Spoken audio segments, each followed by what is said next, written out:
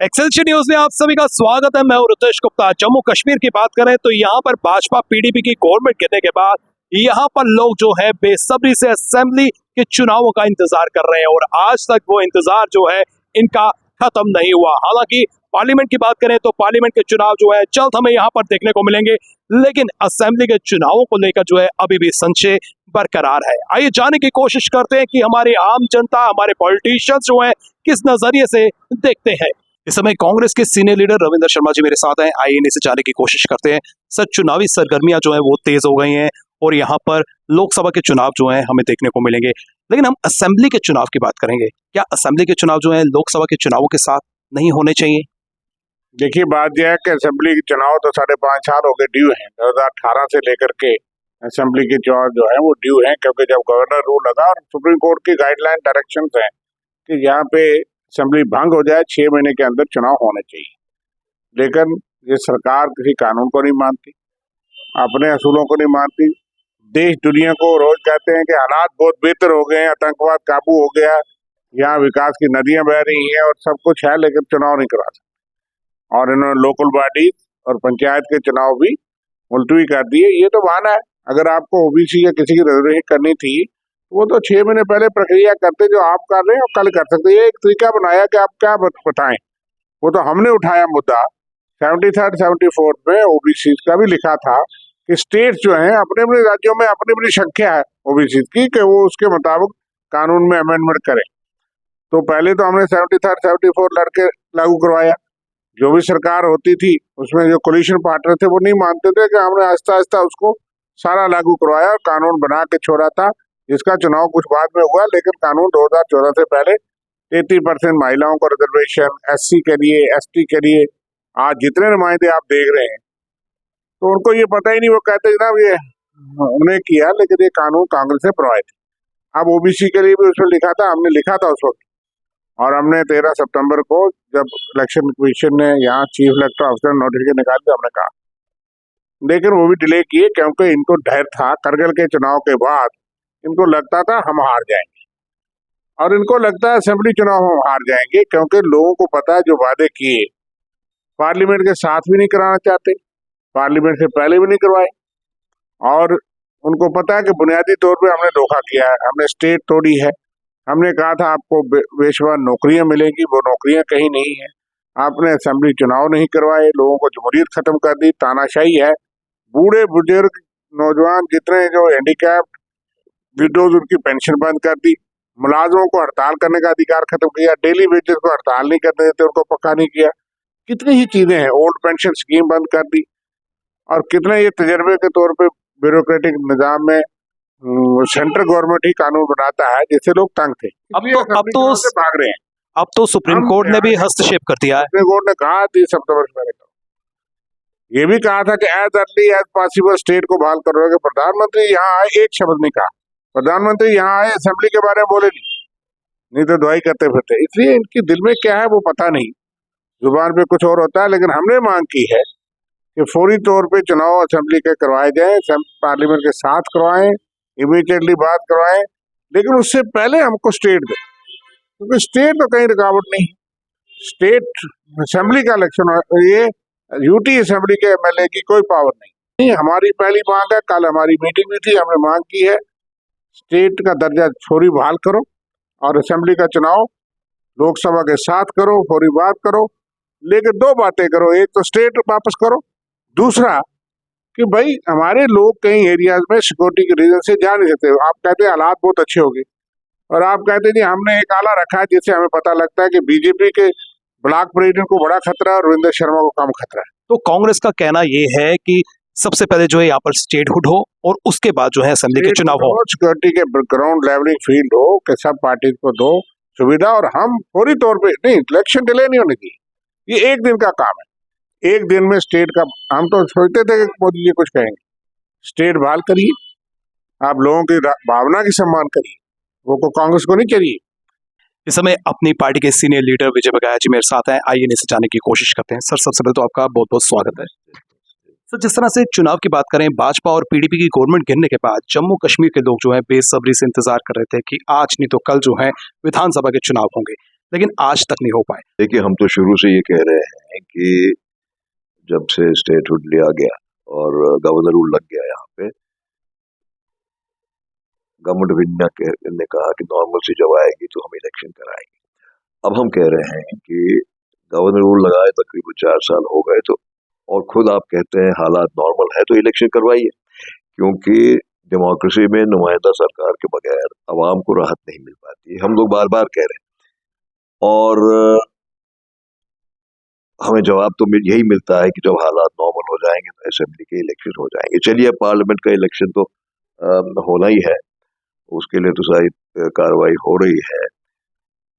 अब तो ये उन्हें सोचना है कि पार्लियामेंट इलेक्शन के साथ वो असेंबली का भी करेंगे या नहीं करेंगे। अब सुप्रीम कोर्ट ने हिदायत दी है, अब सुप्रीम कोर्ट की हिदायत तो सुप्रीम कोर्ट की हिदायत है, उसके मुताबिक चलना पड़ेगा। 12-13 को इलेक्शन कमीशन आ रहा है यहाँ पे, वो जायजा लेंगे इलेक्शन की डेट, पार्लियामेंट की क्या होगी और असेंबली की क्या होगी, वो उन्हें तय करना है। तो हम तो यही चाहेंगे कि असेंबली का इलेक्शन भी हो, पार्लियामेंट के साथ होगा या नहीं, पार्लियामेंट के तुरंत बाद होगा ये तो हम नहीं कह सकते, लेकिन हम कहते हैं कि नुमाइंदा सरकार जो है जम्मू कश्मीर में बहुत जरूरी है, उसके न होने से आवाम को बहुत तकलीफ हो रही है। इसलिए जितना जल्दी हो सके असेंबली इलेक्शन करवा लीजिए। और आप खुद कह रहे हैं कि हालात बहुत अच्छे हो गए हैं, तो उसके बाद हमें समझ में नहीं आता कि जहाँ पे हालात इतने अच्छे भी नहीं होते वहाँ इलेक्शन कर लेते हैं, और यहाँ पे आप खुद कह रहे हैं हालात ठीक है, यहाँ नहीं कर रहे, तो ये जरा हमें गले से बात उतरती नहीं है। तो इसलिए अवामी नुमाइंदों को जल्द से जल्द असेंबली में आने का मौका फराहम हो इलेक्शन के जरिए तो अच्छा रहेगा। सर, जिस तरह से यहाँ पर जो है वन नेशन वन इलेक्शन की भी जो है कई बार आवाज जो है बुलंद हुई, हालांकि वन नेशन वन इलेक्शन पर जो है प्रैक्टिकली यहाँ देखने को कुछ नहीं मिला, लेकिन एक्सपेरिमेंट के तौर पर जिस तरह से यहाँ पर असेंबली के चुनाव पेंडिंग है और लोकसभा के चुनाव आ रहे हैं, तो ये एक्सपेरिमेंट भी गवर्नमेंट कर सकती है। नहीं, गवर्नमेंट तो कोई भी एक्सपेरिमेंट कर सकती है, और ये जो बात इस पे चर्चा तो हो रही है मैदान में, पॉलिटिकल मैदान में, कि एक ही वक्त में असेंबली और पार्लियामेंट के इलेक्शन होने चाहिए, और पहले हुआ भी करते थे। अब ये कोविंद साहब की कमेटी भी बनी है, वो क्या सिफारिश करती है वो देखनी है। लेकिन अगर चाहें, एक ऐसा इत्तेफाक बना है जम्मू कश्मीर में कि असेंबली भी नहीं है और पार्लियामेंट का इलेक्शन भी आ रहा है, तो अगर वो फैसला करना चाहें और अगर इलेक्शन कमीशन समझता है कि वो तैयार है, तो असेंबली का भी इलेक्शन साथ में हो सकता है।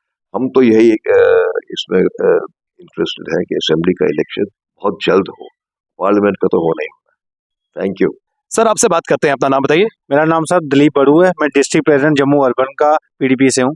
सर, मैं आपसे ये जानना चाहता हूँ, जिस तरह से यहाँ पर जो है लंबे समय से जो है लोग बेसब्री से इंतजार कर रहे हैं कि असेंबली के चुनाव जो है यहाँ पर हो, लेकिन अब पार्लियामेंट के चुनाव तो होने जा रहे हैं, क्या लगता है आपको कि असेंबली के चुनाव जो है वो भी एक साथ होने चाहिए? देखिए, जहाँ तक आप चुनाव की बात कर रहे हैं ना, जो पार्लियामेंट चुनाव की बात है ये तो होने ही होने हैं, मगर जो जम्मू कश्मीर की अगर आप बात कर रहे हैं, जम्मू कश्मीर के लोग चाहते थे यहाँ पे असेंबली के चुनाव हो, यहाँ पे म्यूनसिपैलिटी के चुनाव हो, या सरपंच पंच जो बीडीसी इनके चुनाव हो। आप देखिए यहाँ का लोकल इंसान जाएगा कहाँ? पहले यहाँ पे कॉर्पोरेशन होती थी, कॉर्पोरेटर होता था, मतलब जो मोहल्ले के कोई भी मसला है उसमें वो अपने कॉर्पोरेटर को अप्रोच करते थे।